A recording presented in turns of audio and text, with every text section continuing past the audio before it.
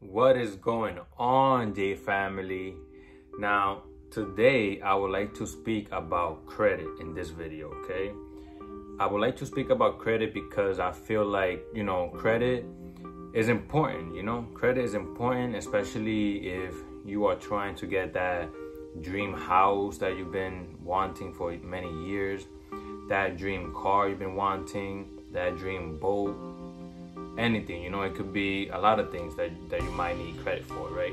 And I figured, you know what, let me touch up on credit because credit is important, and I like to be able to help out others. So in that case, let's get into this video.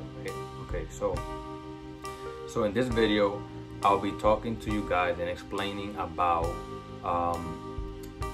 some few things that I know, and tell you guys this one question that I've been asked sometimes about credit, which is, should you carry a balance on to the next month? Okay, and right off the back, the answer is no. You do not want to carry a balance over to the next month, and here are some reasons why, and I'm going to explain it to you. Okay, so the first reason is they are going to charge you interest. Okay, if you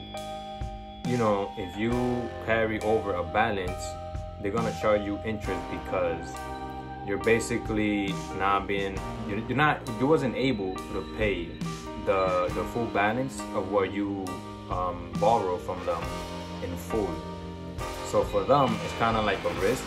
So that's why they charge you interest, okay? And what are some other reasons?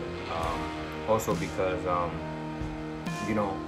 for them as well, it looks like you are overextended with money. Like it looks like you having a hard time right now, and you can't pay off the full balance that you borrow from them. And that's a bad look, because for them, it's like, okay, this person right here is having a hard time. That's why he's not able to pay off the full balance of what he took by that due date or the statement period, whatever you call it, okay? So that's another reason why you don't want to carry over a balance. Now, let's talk about credit utilization, okay? Now, credit utilization, I believe, is like from 30 to 35% of your credit score, and it does play a big role into your credit score, okay? Now, let me tell you something. Let's say, for example, you have a credit limit of 1,000, right? Now, credit utilization just means how much percentage are you using from your overall credit limit, okay? So you got $1,000 credit line, and you use, for example, let's say $100, right? $100 from $1,000 is about like 10% around there, maybe less or a little bit more. And you do not want to pass over at least 30. So you want a good credit score, you only want to use minimum 30% of the utilization or less. But I recommend that you use from 10% and under, okay?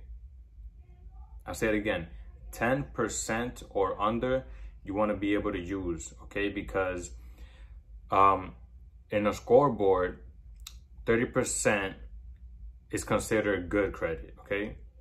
30% is considered good credit, and 10% or below is considered excellent credit, okay? So if you want to, better your credit and always, make sure that your credit is always on point, you want to keep it either from 30% down to 10% or less. I personally just use 10% and less because, obviously I want my credit score to be boom, Shazam, high as high, like the Twin Towers, okay? So that's why you want to keep your credit utilization 30% or less. Always want to use at least 10%, which is the one I recommend, okay? So that's a big part of utilization, okay? Now, let's say, for example, that you still have the $1,000 credit limit, but instead of using $100, you only use $500 out of the 1,000. Now, $500 out of the 1,000, that's 50%.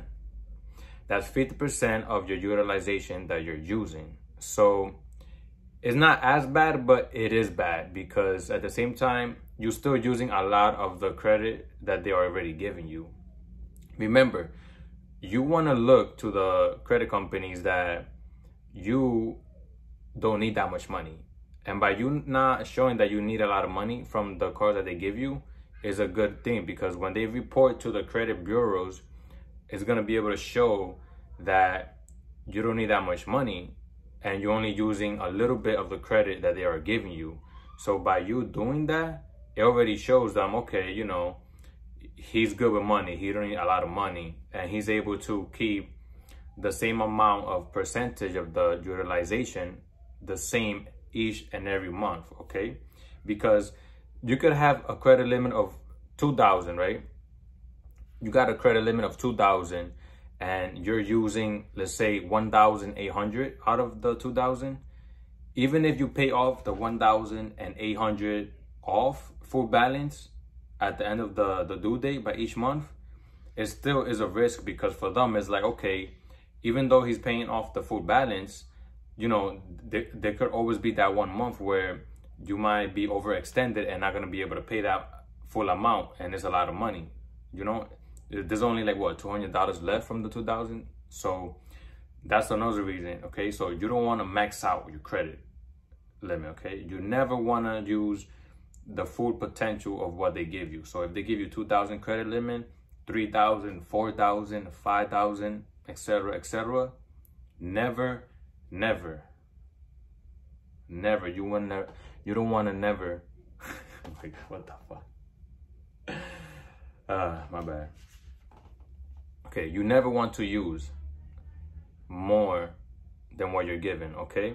So the way to do it is simple. This is the way I tell everybody, and it basically works out for the most of them, okay? So what you want to do is that whatever your credit limit is, you want to divide that by 10%, okay? So you want to do, for example, they give you a credit limit of $300. You calculate what's 10% or 30%, you know, be my guess. You could do 30% or 10%. But if you want to increase your credit score high, and also you want to increase it in a faster time range, then you want to keep it at 10%, okay? So what you do is that if you don't know how much to spend based on what credit limit they gave you, you want to do 10% of 500, 10% of 1,000. So you got a new credit line. It's like 2,000. You do on your calculator 10% of 2,000, 10% of 3,000, 10% of 10,000, 10% of 20,000, so forth and so forth. Okay, so that's how you are able to see what is 10% of the amount that they give you, and then that's the only thing you want to spend. You only want to spend 10%, and always make sure you pay your balance in full before the due date every single month. And every single month you do that, you're gonna notice a big drastic change in your credit score. Okay, you're gonna notice that you are improving and you are just, you know, one step closer to your dream goals. Okay, so that was about it, everybody. Thank you so much for tuning in.